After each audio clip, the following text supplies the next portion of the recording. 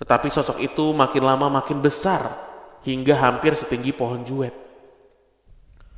"Iku pocong nih!" teriak Wati sambil terbirit-birit bersama Aini dan lari masuk ke kamar. Assalamualaikum warahmatullahi wabarakatuh. Shalom, Om Swastiastu. nama budaya. Salam kebajikan. Selamat datang kembali di podcast Malam Kliwon episode 545. Salah ya Bran? 546 ini. Oh, 546, Gak apa-apa. Namanya juga kita take jam 2:30 pagi ya guys ya. 546 ya guys. 546. Oke, sebelum kita bacain cerita kiriman teman Kliwon, kita mau ngucapin terima kasih banyak untuk semua teman Kliwon yang udah nonton PMK Uncensored. Betul. Sebelum kita mulai bercerita dari teman Kliwon yang kali ini bernama Firman.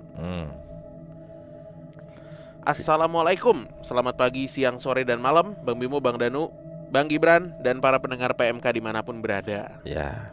Kenalin, nama saya Firman.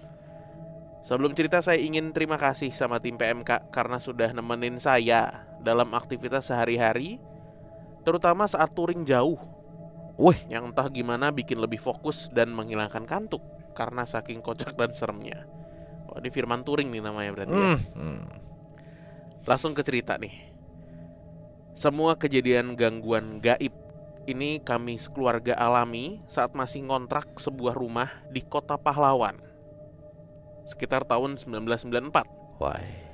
Petunjuk lokasi perumahannya dekat dengan universitas swasta ternama dan dekat dengan stasiun pemancar TV milik pemerintah. Walaupun saat itu saya masih TK, tapi masih teringat jelas. Apalagi setiap reuni keluarga tuh sering kami bahas sebagai bahan nostalgia. Rumah ini walau hanya satu lantai, tapi termasuk luas dan letaknya itu strategis. Rumahnya tipe hook menghadap selatan dan barat. Jadi menghadap selatan tuh pintu pagar utamanya gitu ya. Setiap masuk pintu pagar ada carportnya. Wah, jualan rumah nih. Bagian luar terdapat teras dan taman berbentuk huruf L yang sangat nyaman untuk main atau nongkrong. Nah, di taman itu terdapat pohon juwet. Ini apa nih? Anggur Jawa. Anggur Jawa, coba saya lihat baru dulu. tahu saya ini. Pohon juwet yang rindang. Buahnya sangat asem, tapi herannya banyak yang ngambil tuh. Ya, betul. Terus? Ya. Gaya eksterior dan interior rumah ini khas bangunan rumah tahun 70-an lah. Yang paling saya ingat lantai ubinnya itu warna putih bermotif gitu, tapi seperti tempe mentah. Lalu bagian barat itu terdapat taman tanpa teras yang difungsikan untuk naruh jemuran. Oke, ini si Mas Firman mendeskripsikan bagian rumahnya gitu ya. Jadi intinya kita lanjut. Jadi kami yang tinggal di rumah itu terdiri dari orang tua, 4 anak dan seorang ART. Kakak pertama sebut saja Wati, yang kedua Rini, ketiga Tio, dan saya nih anak bungsu. Kejadian gaib paling sering dialami oleh Wati. Saat itu Wati udah kuliah. Biasanya setiap weekend, Wati mengundang teman-temannya untuk main ke rumah sampai larut malam. Tetapi pada malam minggu, kebetulan yang main ke rumah itu hanya Jeki dan Aini. Jeki saat itu adalah pacarnya Wati, sedangkan Aini adalah sepupu kami yang sering nginep di rumah. Malam itu mereka sedang bercengkrama di salon ibu yang udah tutup, karena ibu hanya sanggup buka sampai Isya aja. Wati sedang berduaan dengan Jeki nih. Duduk di sofa tunggu pelanggan ruang utama. Sedangkan Aini tiduran sambil ngerokok di kursi cuci rambut. Posisi mereka hanya beberapa meter aja, tapi terhalang partisi kayu berlubang, sehingga gak bisa ngeliat tuh satu sama lain. Hanya lampu di ruang salon utama yang menyala, sedangkan di ruang cuci rambut dimatikan, sehingga suasana tuh menjadi gelap dan suram. Di belakang kursi cuci rambut tersebut, terdapat jendela kecil sebagai ventilasi yang tembus ke ruang cuci piring.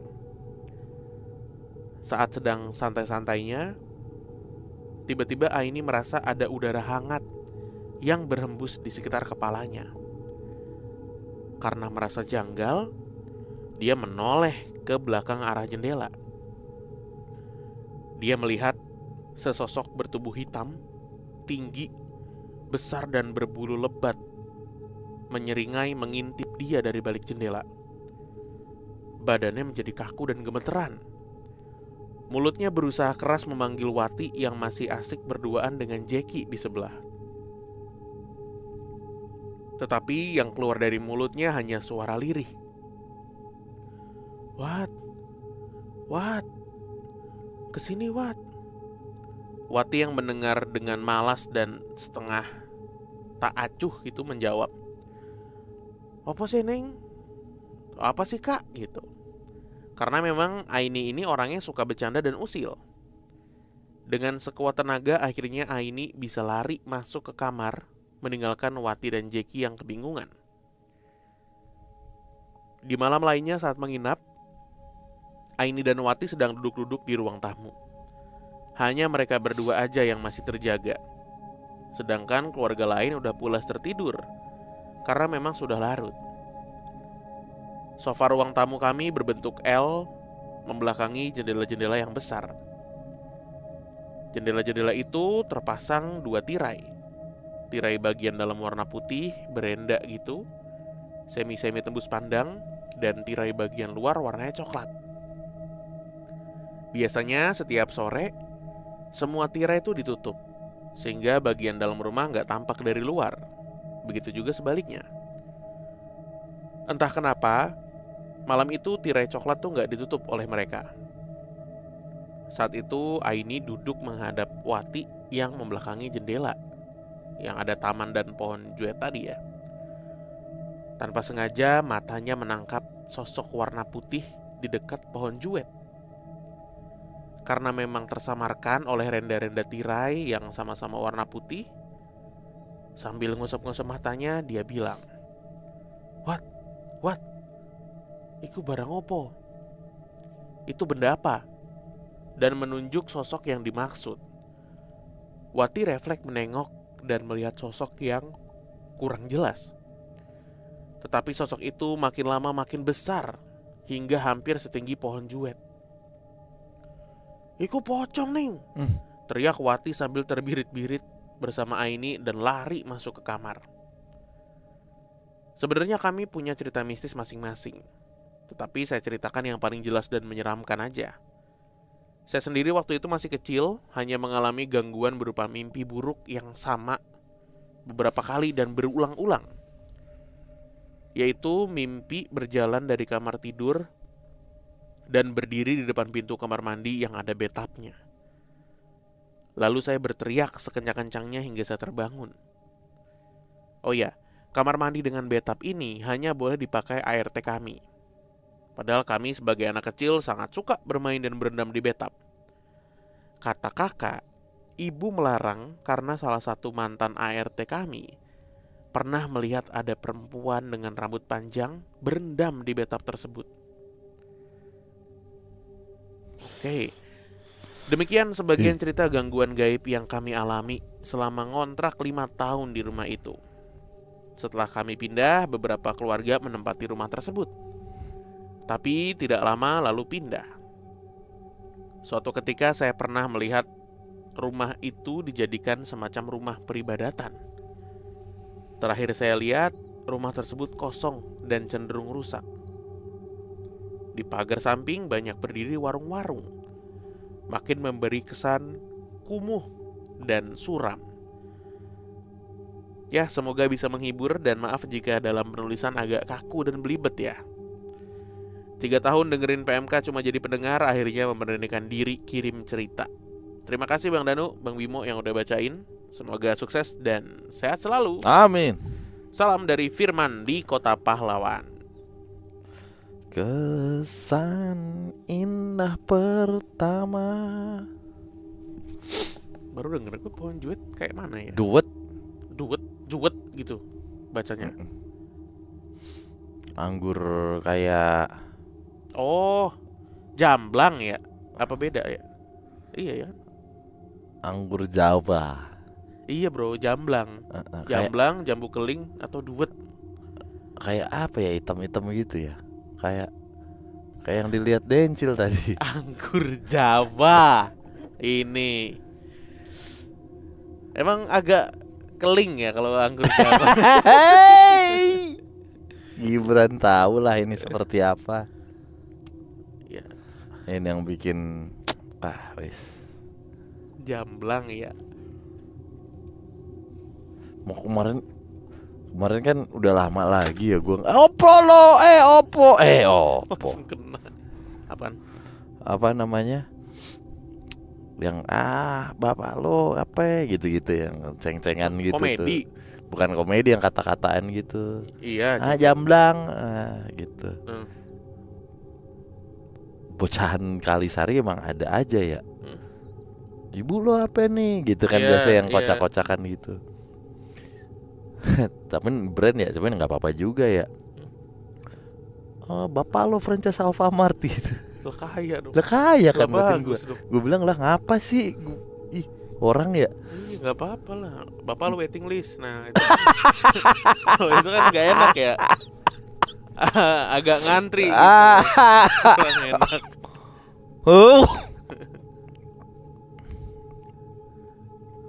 Franchise Alfamart lah tajir. Berapa M itu? Bapak lo waiting list.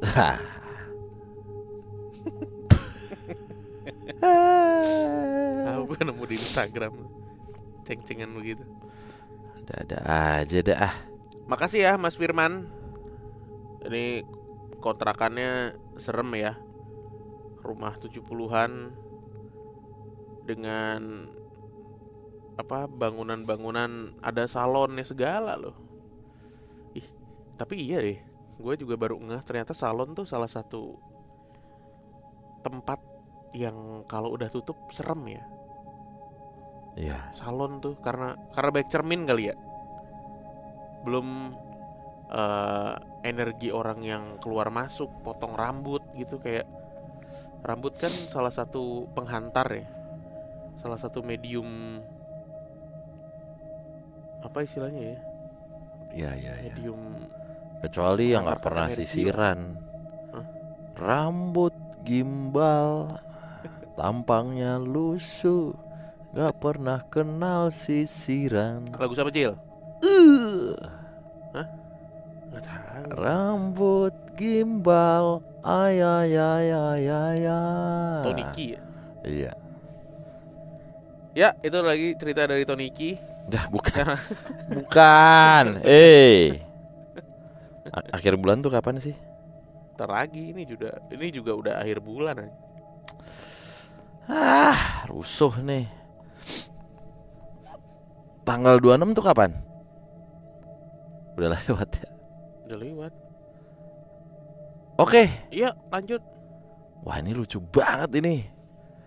Gue tuh selalu menanti cerita-cerita dengan judul-judul yang cukup epik menurut gue. Halo Ayang Bimo dan Ayang Danu. Main Ayang aja. Neneng PA lu. Hai. Aku Lea, nama samaran. Mau sedikit berbagi cerita mistis yang agak di luar Nurul. Aku pendengar podcast kalian sejak akhir tahun 2022. Ya masih baru lah. Harus dicari nih Cil, yang gini-gini Cil. Iya kan? Nggak boleh enggak ini. Siapa tahu cowok. Ya. Emang apa kalau cowok? Halo Ayang Bimo, Ayang Danu. Emang kenapa? Orang itu kan bentuk kasih sayang. Geli ya. Iya. Dulu waktu ada peristiwa pembantaian 98, keluargaku terpaksa menjauh dari pusat kota karena papaku Cina dan mamaku pribumi. Jadi kami punya satu tempat aman, yaitu kampung halaman mama. Jadi ini cerita tentang tetanggaku di kampung yang umurnya gak beda jauh. Ya bisa dibilang kami teman sebaya. Kita sebut saja di sini temanku namanya Ojan. Keluarga Ojan hidupnya sederhana banget. Ya biasalah kehidupan di kampung, sebagian besar penduduknya berprofesi sebagai petani. Karena mau berubah nasib, Mama Ojan memutuskan buat jadi TKW ke luar negeri pas Ojan masih SD. Tapi sejak beliau pergi merantau, Mama Ojan gak ada kontak lagi sama keluarganya dan ngilang gitu aja.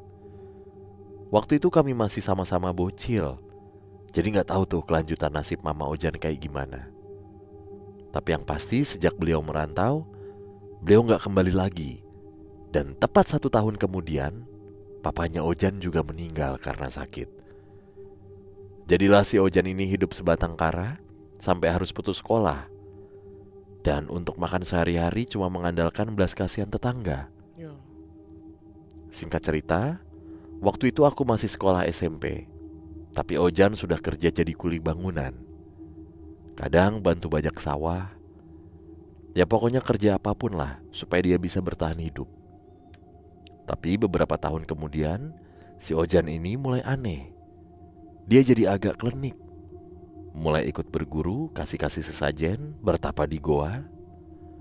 Aku sampai merinding tiap lewat depan rumahnya karena mencium aroma yang khas dengan aroma di kuburan. Pernah tetanggaku negur dia tujuannya itu untuk apa. Tapi si Ojan dengan semangat bilang, biar cepet kaya. Pernah juga, enggak sih itu marah ya, mungkin biar cepet kaya gitu. Pernah juga aku ejek, ya karena kami teman sebaya lah.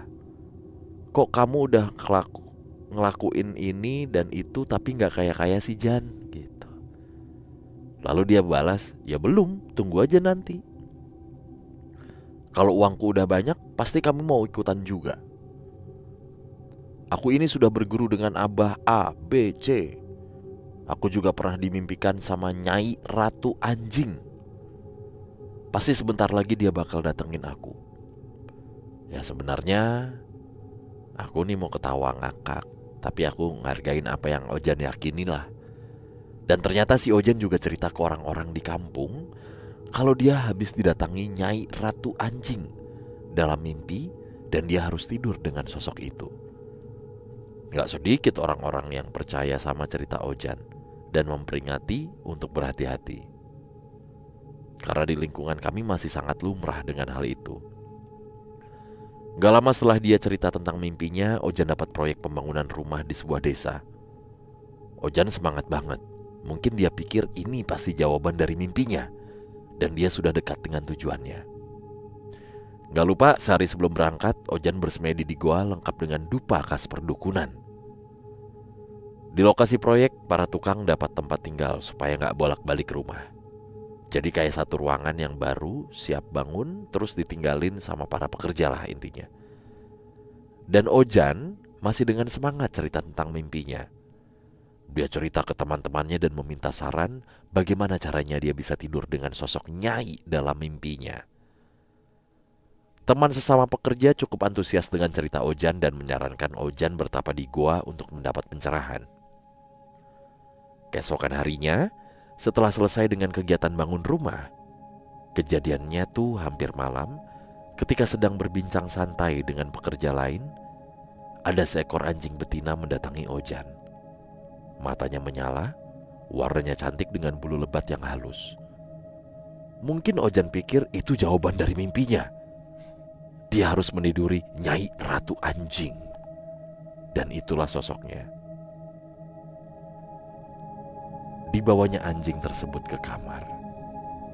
Lalu dia teriak ke teman-temannya, "Woi, jangan ada yang masuk dulu ya. Ada yang mau saya kerjakan."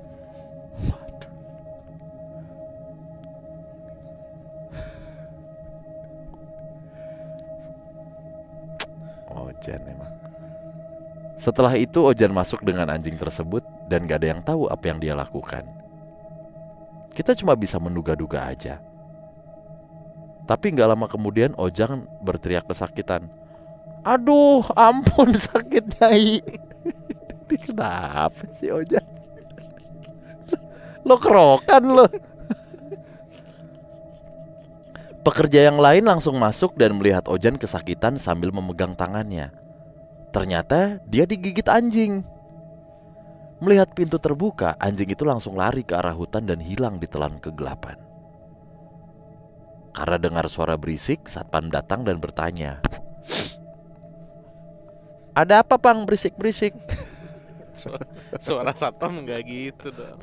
Emang kenapa? Suara satpam, Ada apa, Bang, berisik-berisik? Lah itu kan jadi Jawa. suara satpam nyeret biasanya. Oh, gimana tuh? Ada apa nih Bang, berisik-berisik? Nah, gitu nyeret ya. "Ini, Pak, teman saya digigit anjing," saut seorang pekerja. "Waduh, hati-hati, Bang.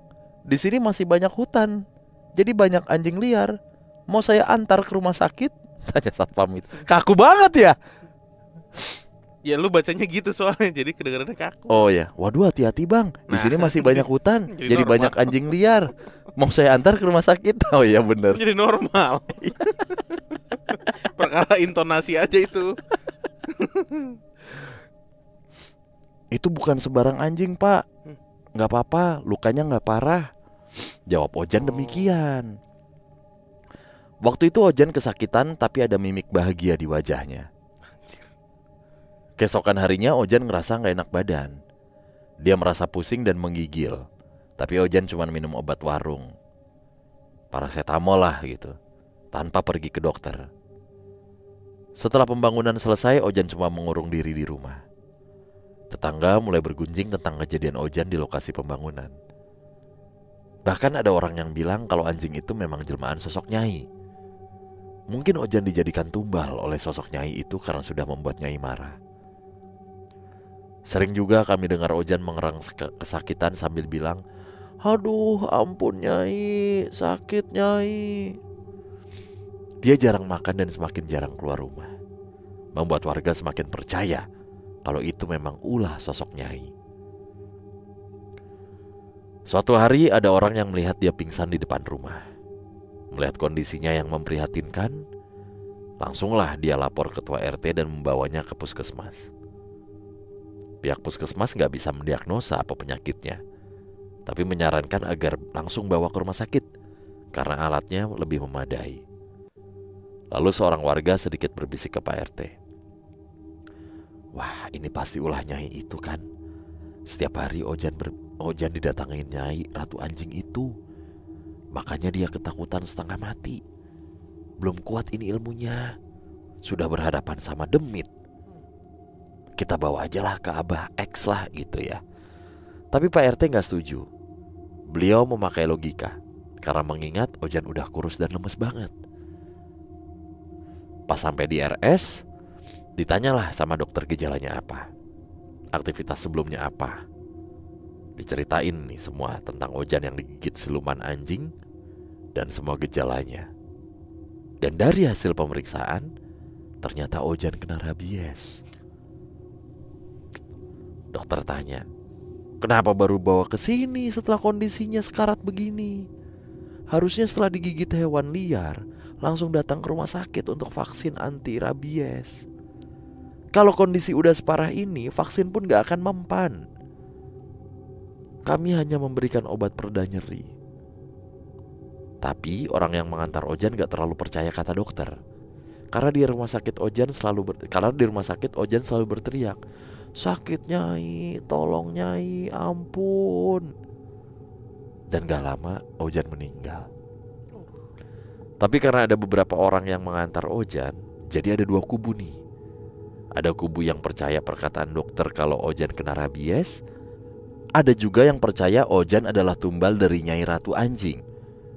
Karena setelah Ojan meninggal, beberapa orang mengaku memimpikan Ojan yang menangis minta tolong.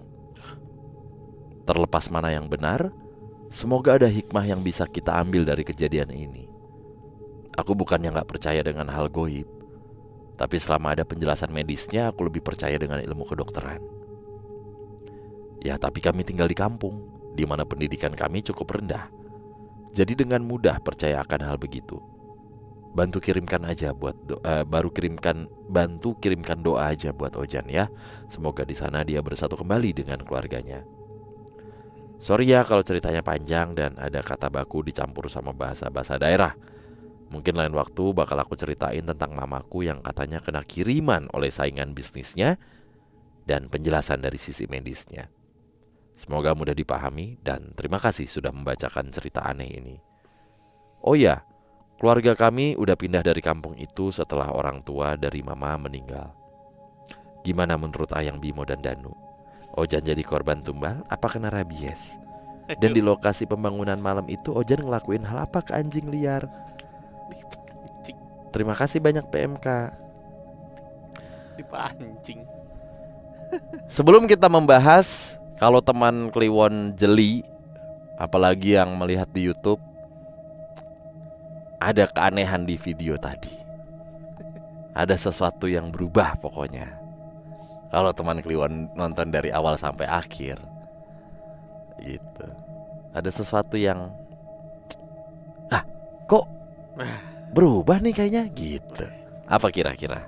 Emang gitu kita suka tiba-tiba berubah gitu, ngagetin yang nonton. Gue punya ide. Apa? Nanti deh, sekali-sekali aja. Nggak usah sering-sering. Nggak usah pakai celana. Nggak bisa dong kalau itu. Lucu tuh kita cerita nggak pakai celana. Nggak usah. Tapi duduk begini lah ya. Nggak usah. Jadi kan ngintip-ngintip aja gitu. Ini YouTuber apaan sih? Nggak, nanti gue mau buat sulap pokoknya. Ya ini kembali ke aduh Ojan ya. Aduh Ojan. Ya gimana bro? Iya udah wafat lagi. Jadi kita nggak berani ngecengin. Apa yang dilakukan Ojan? Ya kita nggak tahu sih. Cuman mungkin ada usaha, dia berusaha melakukan sesuatu mungkin. Ketika dia melihat sosok anjing yang dia kira adalah nyai itu ya, langsung berbinar-binar tuh matanya kan. Wah, ini adalah jawaban dari doa-doa aku selama ini. Teman-teman, jangan ada yang masuk dulu ya. Ya. Saya mau ngerjain PR Kumon. Saya mau belajar aritmatika. Nah, langsung lah tuh anjing dibawa kan. Aduh, didudukan lah dia. Aduh, goblok banget. Digigit ampun. Gak ke rumah sakit lagi. Udah kurus kuyu gitu baru bawa ke rumah sakit. Lah ini mah rabies. Gimana sih? Aduh, tapi warga sekitar dimimpiin dia ya katanya. Ya terlepas dari mana yang benar ya. Karena saat itu masa aksi juga terbelah dua ya guys. Ada yang percaya kata dokter kalau si Ojan meninggal karena rabies. Ada yang percaya kalau dia beneran jadi tumbal karena telah berlaku kurang ajar kali ya sama nyai ya. Gua nggak tahu tuh apanya tuh. Najo. Teman-teman, coba. Jangan ada yang masuk dulu ya. Iya, saya mau ekse ini. Ya. Lu dasar. Digigit tangannya. Dicokot seadanya. Ampun nyai. Ya, ampun kayak film nyai. Nyi Blorong ya. Ampun nyai. 2 minggu jadi ayam. Cekling. Ya. Ampun nyai. Aduh, Ojan. Ya wis. Oke. Terima kasih Ojan. Udah nggak ada. Siapa namanya tadi yang ngirim? Lea. Terima kasih Lea sudah berbagi kisah. Dan terima kasih sekali lagi buat teman Kliwon yang selalu support PMK ya. Yes sir. Dimanapun mediumnya. Oke, kita ketemu lagi di episode berikutnya. Dadah.